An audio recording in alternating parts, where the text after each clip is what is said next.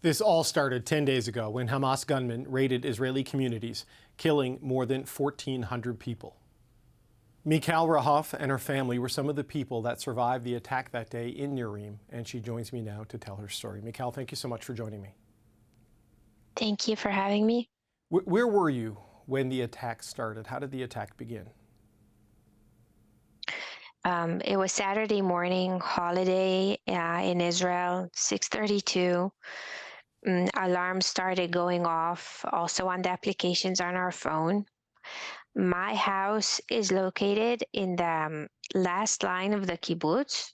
Just after my house is the kibbutz's fence, some fields that we have of cotton and banana plantations, and then it's the obstacle and the Gaza Strip. So it's just under 2 kilometers. And we're hearing a lot of alarms, as well as the rockets being fired towards the middle part of Israel, and also Beersheba, because we're so close to the Gaza Strip. So immediately we understand that something is very, very bad going on, compared to other escalations that we had, unfortunately. Right. This time the intensity of the alarms was overwhelming.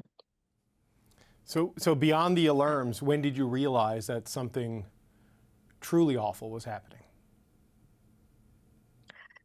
Well, not right away. We just understood that it's very intense and we have to get out of there as fast as we can. We were sitting in the safe room, and usually we have like this family protocol for evacuation that we built for ourselves. And this time we said, okay, we don't have time for this. Just get dressed, put on shoes. The minute we get a chance, the alarms will settle down a bit. We're getting out of here, and we'll figure out the rest as we go. No bags, no nothing. Can I And interrupt it you for just just didn't one stop. second, Michal? Because I just want Sure. to set the scene. It's not you and your husband. You have 3 children, right? It's correct. Yeah, like so you have like 15, 13, and 10-year-old children with you when this is happening? Yes, correct. And 2 dogs as well. My husband also is a police officer in a reserve in the Gaza Division unit. So he already got dressed, and he was he was waiting for the call to be called to the division, and he was prepared with his weapons and everything. And we were sitting in the safe room, my children, myself, my dogs, my husband, and waiting for some kind of short break between the alarms so we can evacuate. But it didn't stop. Mm. And we were leaving just for several minutes, just going in and out of the safe room to get some stuff to pack. And at one point, I was standing in front of our closet in our bedroom, and my husband was next to me. And then we hear gun blasts really, really close to us. And we were looking at each other, and this is new. This never happened before. And what is this? So maybe it's IDF, but why would IDF be shooting like this so close to our house?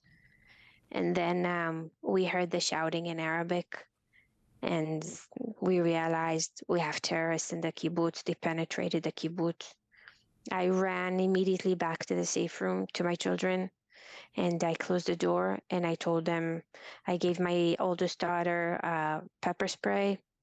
I gave my second daughter a club, and my son, I gave him a helmet to put in front of his body. And I told all of them, whatever comes through that door, we fight.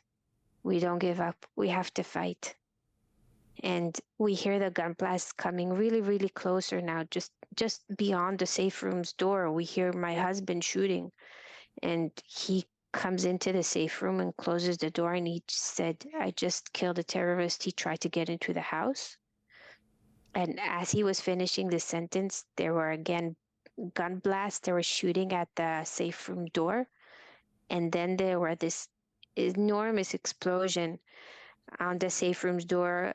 The whole room was filled with smoke and gunpowder smell, and our ears were ringing. It was awful. we had to recuperate really fast because we understood that our lives are at stake. And he gave me a gun, my husband, and we were standing there with our weapons pointed at the door, and we said, "We're fighting to the last bullet we have. We're not giving up." And they were also shooting at the iron window just behind us, because the safe room has also a window with a iron part that you pull to close shut. Right. And they were shooting at us because afterwards we understood that they were shooting RPGs at our house, and they thought that maybe they would get us to escape through the window. But we stayed put. You stay And put. then, Sorry, you and your husband have guns. Your children have a club and pepper spray, and Hamas is firing rockets at your house. But so you stayed put in the safe room. How were you able to get through this?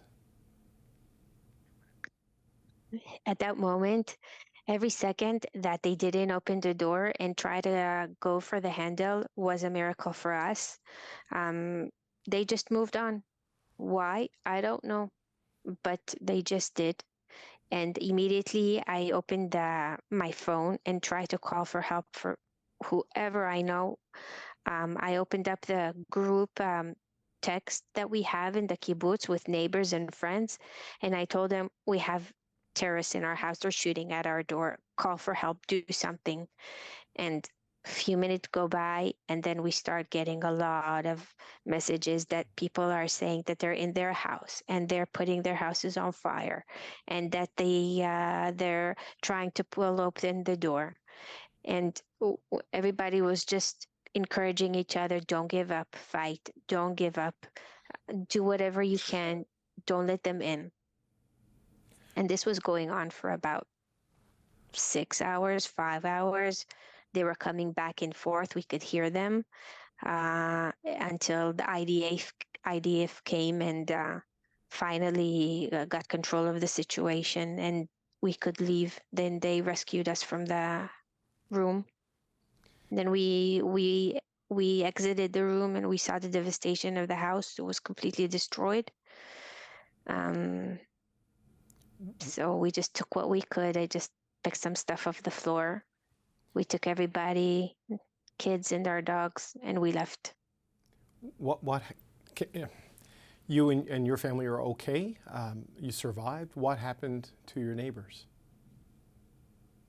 The neighbor just in front of me, he has 3 small children. He's divorced. He was with them at the time. He also killed a terrorist that came into his house. A few houses next to us, there was a couple that has been abducted. A few houses after that, there was someone that was murdered. Also, just a few houses on the other side left as well. The one was murdered and also abducted. The stories are familiar, unfortunately. It's the same for all the kibbutzes. Whatever they could, they murdered and abducted. Michal, how are your children doing? I can't imagine this is not an easy thing for anyone to go through, but especially for kids. How have they been in the days since this attack? Well, we've been getting professional help. It's very much needed. We had some difficult nights and ups and downs during the day. It's not just this experience that they went through, it's also their friends, and they lost some friends, and they have friends that are considered missing. So they're either casualties or abducted, and we don't know yet for sure what is what. So we're still expecting to receive bad news, and we're trying to support them as much as we can. But it's difficult. It's hard. Everybody, all of us, we keep on having flashbacks, especially from the moment that we understand that they're in the kibbutz. Where are you now, Something. Michal? Michal, you've relocated. Is your family still together? You mentioned your husband is a police officer. Has he gone back to active duty? What's the status? Yeah. Well, we are in Eilat with all of our kibbutz located in a hotel here, as well as most of the settlements, kibbutzes as well in my council, my regional council. Right. 2 days after we came here, yes, my husband went back, not to the police force, but to his reserve division in the army, in the Gaza division. So you fought as a family the day it happened, and now he's signed up to fight with the IDF in what's ahead. Yeah, he's fighting for his home.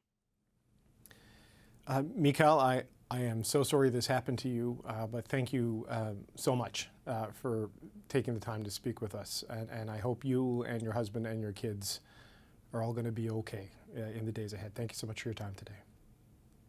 Thank you for hearing me.